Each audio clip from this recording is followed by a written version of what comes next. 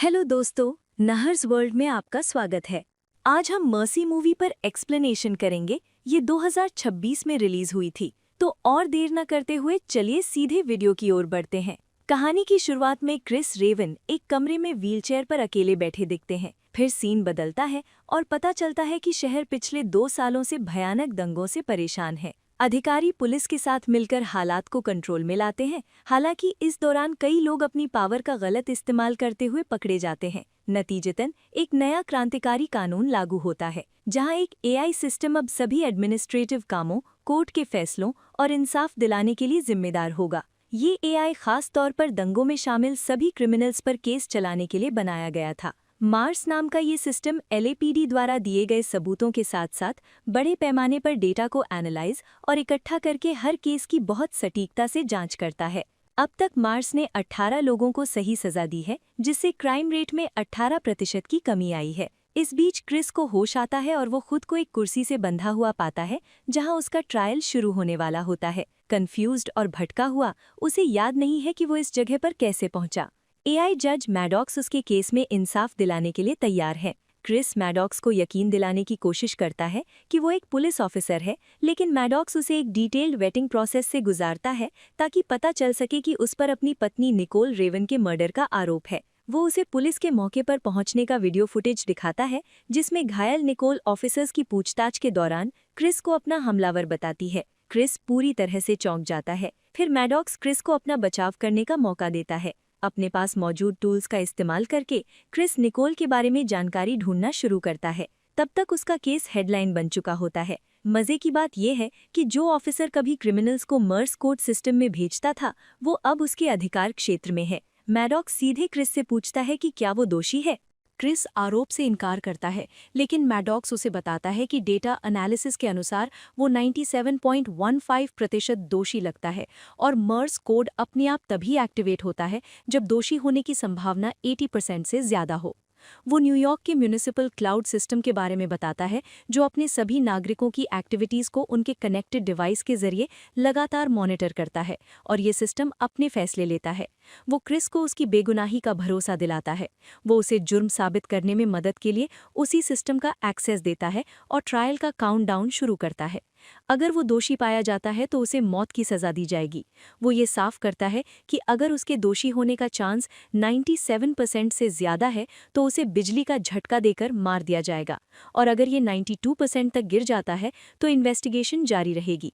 वो क्रिस के खिलाफ सबूत भी पेश करना शुरू करता है।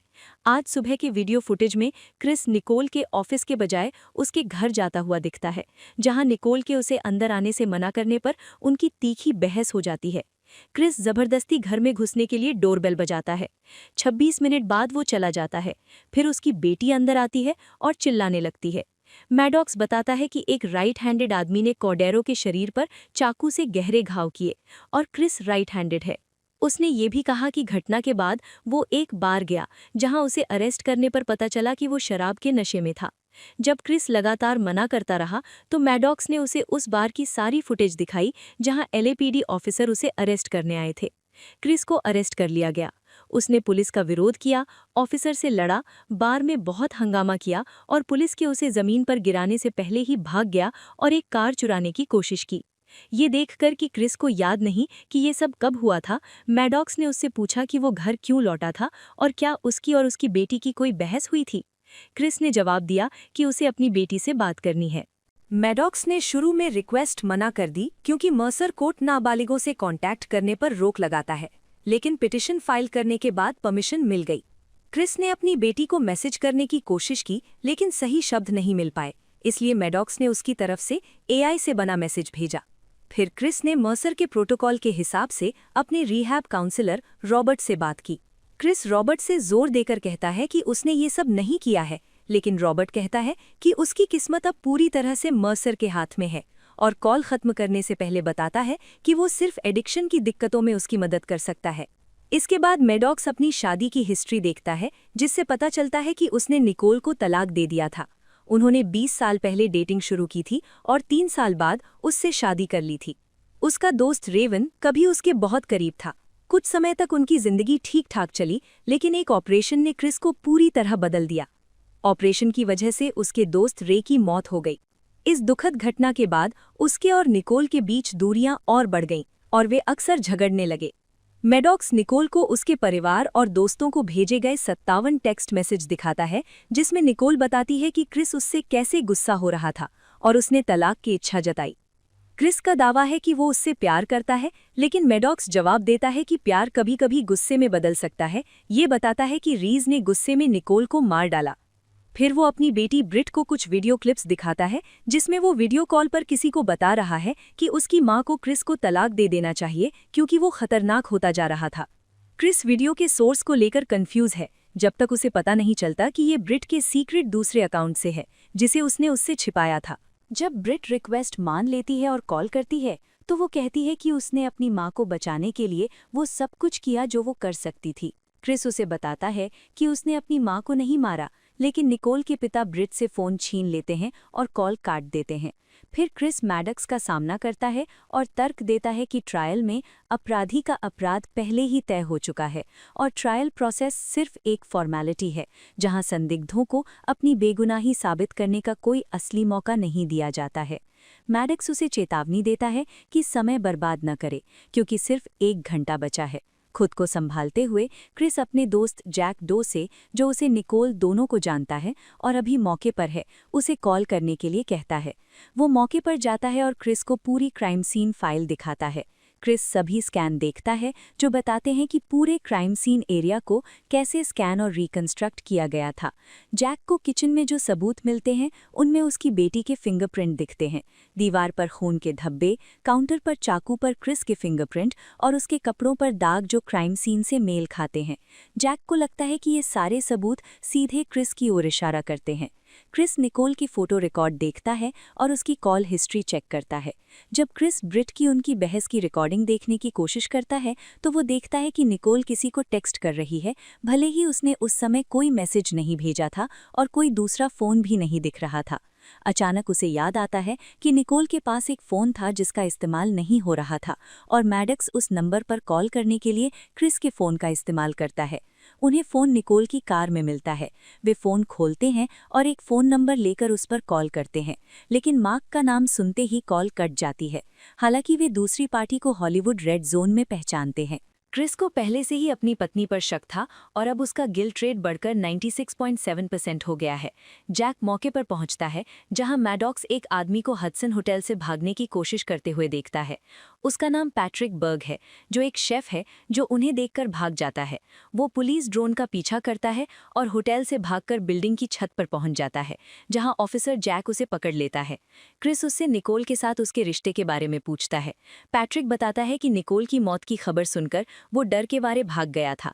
वो ये भी बताता है कि वो निकोल से फार्मर्स मार्केट में मिला था, जहां वो उसकी सुंदरता से इम्प्रेस हुआ और उसकी तारीफ की, और तब से वे हर हफ्ते कॉफ़ी के लिए मिलते हैं। मैडॉक्स एक अनवेरिफाइड बर्नर फोन डेटा को एनालाइज करता है, जिसे पता चलता है कि वो उस सुबह नाश्ता बना रहा था। निकोल की मौत के समय पैट्रिक होटल में मिला था, जिससे क्रिस का शक दूर हो गया और ये पक्का हो गया कि वो सस्पेक्ट नहीं है। सिर्फ 53 मिनट बचे होने पर उसके कन्विक्शन रेट बढ़कर 98.7% हो गया। मैडॉक्स का दावा है कि क्रिस अभी भी सच नहीं बोल रहा है। क्रिस बताता है कि निकोल को उसकी वाइन की बोतल मिली थी। वो मानता है कि वो पिछले 1 साल से फिर से शराब पी रहा है, जिससे निकोल की मौत हो गई। क्रिस उसका वीडियो बनाना शुरू करता है। फ्लैशबैक में वो फुटेज देखता है, अपने पार्टनर रे को खोने के दुख से उभर नहीं पाता। एक घटना में जब निकोल ने कॉल किया तो वे दोनों मौजूद थे और रे अकेला चला गया। रे को गोली लगी और जब रे बेहोश पड़ा था तो उन्होंने शूटर का पीछा किया। क्रिस ने शूटर का पीछा किया और उसे पकड़ लिया, लेकिन कोर्ट ने एलेक्स को बरी कर दिया। उसे गिल्ट महसूस होता है। वो आज तक की घटनाओं को याद करता है, जहां निकोल को आज सुबह उसकी वाइन की बोतल मिलती है, जिससे वो घर लौटता है और निकोल को गुस्से में पाता है क्योंकि उसने उसे कूड़ेदान में फेंक दिया था। घर में घुसते ही वो निकोल का पसंदीदा बर्तन तोड़ देता है और अपना हाथ काट लेता है, जिससे निकोल का खून उसकी स्किन पर लग जाता है। हालांकि क्रिस जोर देकर कहता है कि उसे कुछ याद नहीं कि आगे क्या हुआ या वो वहां कैसे पहुंचा। क्रिस पूरी तरह टूट जाता है और उसे लगने लगता है कि शायद गुस्से में आकर उसने निकोल को मार डाला। मैडॉक्स उसे बताता है कि उसका गुनाह का लेवल इतना ज़्यादा है कि अगर वो कबूल कर लेता है तो उसे मौत की सज़ा हो सकती है। लेकिन वो कहता है कि अगर मौत तय है तो वो कम से कम सच का पता लगाने के लिए अपने सभी मौजूद तरीकों का इस्तेमाल कर सकता है। अपनी किस्मत को मानकर भागने के बजाय क्रिस निकोल की सभी जान पहचान वालों और कॉन्टैक्ट्स की जांच करना शुरू कर देता है। बहुत सोचने के बाद वो अपने दोस्तों और साथ काम करने वालों की अलग अलग लिस्ट बनाता है, हालांकि वो उनमें से किसी को नहीं पहचानता। फिर उसे पैट्रिक की उसके साथ समय बिताने के बारे में पहले की बातें याद आती हैं और क्रिस उससे फिर से बात करने के लिए कहता है। पैट्रिक से सवाल करें जो अभी जेल में है। पैट्रिक ने बताया कि निकोल ने उसकी कंपनी की जांच की थी, जहां कर्मचारी $1000 के केमिकल गलत जगह रख रहे थे और उसके बॉस ने निकोल को ये मामला संभालने के लिए कहा था। हालांकि वो इस जिम्मेदारी से खुश नहीं थी और क्लाइंट के साथ उसकी अनबन हो गई थी। फिर क्रिस ने निकोल के सभी दोस्तों और जान पहचान वालों के बारे में जानकारी इकट्ठा की। क्रिस ने जैक को फिर से कॉल किया और उसे वाइकिंग शिपमेंट डिपो जाने को कहा, ये मानते हुए कि वो अपने मन की बात कह रहा था। वो ब्रिट की रविवार की बारबेक्यू पार्टी की फुटेज देखना चाहता था ताकि पता चल सके कि कोई दोस्त घर में घुसा है या नहीं। उसने निकोल की मौत के समय घर से निकले सभी लोगों की टाइमलाइन देखी, लेकिन पाया कि उस दिन कोई भी उसके घर नहीं आया था। उसने रॉबर्ट को फिर से कॉल करने की कोशिश की, लेकिन कोई फायदा नहीं हुआ। फिर क्रिस ने ब्रिट का एक वीडियो देखा जिसमें वो अपने एक बेटे से बात कर रही थी। उसने देखा कि वो कब फोन पर था और उसे कॉल किया। ब्रिट को लगा कि क्रिस घर लौट आया है, लेकिन क्रिस उस समय असल में अपने ऑफिस में था, जिसका मतलब है कि कोई और घर में घुस आया था। उसने ब्रिट को फिर से कॉल किया और पूछा कि जब उसने कॉल किया तो क्या कोई और मौजूद था। ब्रिट इससे मना करता है और बताता है कि उसने एक आवाज़ सुनी और उसका सोर्स ढूंढा, लेकिन कोई नहीं मिला। वो अपने पिता के बारे में एक वायरल यूट्यूब वीडियो भी देख रहा था। क्रिस उसे भरोसा दिलाने की कोशिश करता है और उसे अपने सीक्रेट अकाउंट से फुटेज दिखाता है, जिसमें वे एक भूतिया मौजूदगी के बारे में बात करते हुए देखे जा सकते हैं। ब्रिट साफ करता है कि वो उस रहस्यमयी आवाज़ के बारे में बात कर रहा था। फिर क्रिस उन्हें बेसमेंट का दरवाज़ा खोलते हुए देखता है और ब्रिट मानता है कि उसने फ़ोन रखने से पहले कभी नीचे नहीं देखा। वाइकिंग शिपमेंट्स में अंदरूनी डॉक्यूमेंट्स की जांच करते समय वो निकोल की ईमेल एक्सचेंज को देखता है और उसे गायब केमिकल्स के बारे में मैसेज मिलते हैं। सिर्फ 3 लोगों को इसके बारे में पता था और शिपमेंट में बिना किसी एक्स्ट्रा चार्ज के 50 किलोग्राम एक्स्ट्रा केमिकल्स शामिल थे। होल्ट की ईमेल रिव्यू करते समय उसे एक फास्ट शिपमेंट के बारे में एक्सचेंज मिलते हैं। फिर वो शिपमेंट का सीसीटीवी फुटेज देखता है, जिसमें होल्ट की निकोल के साथ गर्मागर्म बहस होती दिखती है। होल्ट के सभी फाइनेंशियल रिकॉर्ड की जांच करते समय वो पहचानता है कि पेमेंट रॉबर्ट से आ रहा है, जिसके साथ चार्ल्स होल्ट मदद कर रहा था। इस खोज के बाद क्रिस का गिल्ट रेट 94% तक गिर जाता है। जब वो रॉबर्ट से कांटेक्ट करने की कोशिश करता है तो चार्ल्स फ़ोन उठाता है और कहता है कि वो बाहर है और फ़ोन काट देता है। क्रिस अपने पड़ोसी बिल के घर का सीसीटीवी भी चेक करता है और पाता है कि नेटवर्क प्रॉब्लम की वजह से सर्विलेंस 1048 से 1123 तक था। चार्ल्स वापस आकर कहता है कि उसने और निकोल ने रॉबर्ट को केमिकल चोर बताया, हालांकि रॉबर्ट कभी सीधे तौर पर उनकी बेइज्जती नहीं करता। वो केमिकल की बड़ी कीमत बताता है और बताता है कि रविवार को दूसरे लोगों के जाने के बाद उसने कल छुट्टी ली थी ताकि मामले पर बात कर सके। वो सबको अपनी कार में ले जाता है और वहीं रुक जाता है। वे ट्रक के निशान का पीछा करते हैं और उसे रॉबर्ट के घर के पास पाते हैं और बिल की कार से फुटेज देखते हैं और रॉबर्ट को ट्रंक से बाहर निकलते हुए देखते हैं। क्रिस जैक को रॉबर्ट को अरेस्ट करने का ऑर्डर देता है। जब क्रिस सिस्टम के सामने इमोशनल अपील और लॉजिकल आर्ग्यूमेंट दे रहा होता है तो मर्सिडीज में खराबी आने लगती है। स्वॉट टीम जल्दी से रॉबर्ट के घर जाती है। अंदर जाने पर उन्हें जगह खाली मिलती है, सिवाय ऑर्फनेज से रॉबर्ट की एक फ़ोटो के, जिसमें वो एक दूसरे आदमी के साथ दिख रहा है, जिससे वे उसे ढूंढने लगते हैं। रॉबर्ट का ट्रक प्रॉपर्टी से गायब है और क्रिस जैक को ट्रक ढूंढने का ऑर्डर देता है। स्वॉट टीम उसके ठिकाने की तलाशी लेती है और पाती है कि सारे केमिकल गायब हैं। क्रिस को लगता है कि वो उन्हें किसी खरीदार के पास ले जा रहा है। उसे यूएनआरए कंपाउंड और डॉक्यूमेंट्स मिलते हैं, जिनसे पता चलता है कि वो यूएनआरए को नाइट्रेट में बदलकर एक्सप्लोजिव कैसे बनाता है, जिन्हें असल में बम बनाने के मकसद से ट्रक में ले जाने के लिए डिज़ाइन किया गया था। उन्हें एक और आदमी, रॉबर्ट के भाई डेविड वेब के बारे में डिटेल्स पता चलती हैं। रॉबर्ट के पकड़े जाने से पहले सर्विलेंस से पता चलता है कि रॉबर्ट हाईवे 101 पर मार्क कोड डिपार्टमेंट को खत्म करने के लिए ट्रक चला रहा है। पूरी कहानी क्रिस और सिस्टम के इर्द गिर्द घूमती है। रॉबर्ट के साथ ट्रक में एक और आदमी था। क्रिस फिर से ब्रिट को कॉल करता है, लेकिन उसके दादा बिल फ़ोन उठाते हैं और उसे बताते हैं कि ब्रिट बाहर है। डोर कैमरा फुटेज देखने पर हम रॉबर्ट को ब्रिट को किडनैप करते हुए देखते हैं। रॉबर्ट के घर में एक बम टाइमर मिलता है, ठीक उससे पहले जब पूरा स्ट्रक्चर फट जाता है, जिसमें कई ऑफिसर मारे जाते हैं।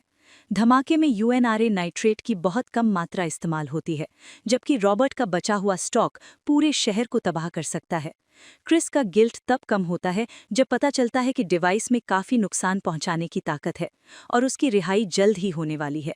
लेकिन क्रिस जोर देता है कि रॉबर्ट को पकड़ने के लिए उसे पूरे सिस्टम का एक्सेस चाहिए और चेतावनी देता है कि फेल होने पर बहुत ज्यादा लोग मारे जाएंगे। इस बात से सहमत होकर मैडॉक्स अपनी हमेशा की तरह की तरकीब अपनाता है। प्रोटोकॉल को नजरअंदाज करते हुए क्रिस को पूरी एंट्री दी जाती है। कई पुलिस कारों के उसका रास्ता रोकने की कोशिश करने के बावजूद मैडॉक्स शहर के मर्सर कोड ऑफिस की ओर जाता है, लेकिन वो मॉल से होकर गाड़ी चलाता रहता है, जिससे बहुत ज्यादा पैनिक फैल जाता है। मैडॉक्स कैप्टन हैवलॉक से कांटेक्ट करता है, जो जैक को रॉबर्ट को 6th स्ट्रीट भेजने का ऑर्डर देता है, जहां आम लोगों के होने की संभावना सबसे कम होती है। उनकी स्ट्रैटेजी उसे पुल के ऊपर से कुचलने की है। काना और ब्रिट को सुरक्षित निकालना होगा। पुलिस प्लान को सक्सेसफुली पूरा करती है और ट्रक को 6th लेन में खड़ा कर देती है। पुल पर पहुंचने पर एयर रेस्क्यू टीम ब्रिट को निकालने की कोशिश करती है, लेकिन फेल हो जाती है। क्रिस जैक को मनाने की कोशिश करता है, लेकिन ट्रक को खत्म करने का फैसला पहले ही हो चुका होता है। क्रिस सीधे हैवलॉक से कांटेक्ट करता है, लेकिन कैप्टन अपनी बात पर अड़ा रहता है और रोबोटिक एक्सप्लोजिव डिवाइस को ब्लास्ट करने से पहले ट्रक की ओर बढ़ जाता है। मैडॉक्स जानबूझकर ये ब्लास्ट करता है, जिससे ट्रक आगे बढ़ जाता है। मैडॉक्स और क्रिस जैक की मदद से रॉबर्ट को मनाने की कोशिश करते हैं। वे उससे रेडियो कांटेक्ट करते हैं, जो बताता है कि क्रिस अपने भाई की यूथेनेशिया के लिए जिम्मेदार था। क्रिस सबसे बदला लेने की कसम खाता है। जैक उसे मारने का मौका लेना चाहता है, लेकिन मैडॉक्स जैक के सिस्टम में दखल देता है और Robert successfully mercy court building तक पहुंच जाता है। मैडॉक्स के सिस्टम में कई टेक्निकल गड़बड़ियां आने लगती हैं, जिससे वो कार्रवाई रोक नहीं पाता। रॉबर्ट ऑफिसर्स पर हमला करता है, जिससे क्रिस को भागने के लिए सिर्फ 25 सेकंड मिलते हैं। वो ब्रिट को पकड़े हुए आगे बढ़ता है। जब काउंटडाउन 5 सेकंड का होता है तो मैडॉक्स क्रिस को उसकी बेड़ियों से आज़ाद कर देता है और वो रॉबर्ट के पीछे भागता है। फिर वो मैडॉक्स से रॉबर्ट से सीधे सामना करने से पहले आखिरी सुनवाई शुरू करने के लिए कहता है। वो रॉबर्ट को बताता है कि उसके साथ मर्सर बिल्डिंग भी गिरा दी जाएगी। जैसे ही रॉबर्ट की उंगली डेटोनेटर बटन पर टिकती है, स्क्रीन से मैडॉक्स की आवाज़ आती है, जो अपने भाई की बेगुनाही साबित करने की पेशकश करता है। रॉबर्ट उस रात की बातचीत को याद करना शुरू करता है, जब उसके भाई पर एक औरत की हत्या का झूठा आरोप लगाया गया था। मैडॉक्स चुपके से क्रिस को रिमोट डिवाइस डीएक्टिवेट करने का निर्देश देता है। क्रिस हल्के इशारों से ब्रेड से बात करता है। जब मैडॉक्स ने रॉबर्ट का ध्यान भटकाया तो मर्डर वेपन पर उसके फिंगरप्रिंट्स मिले। ब्रेट खुद को उसकी पकड़ से छुड़ा लेता है और क्रिस हमला शुरू कर देता है।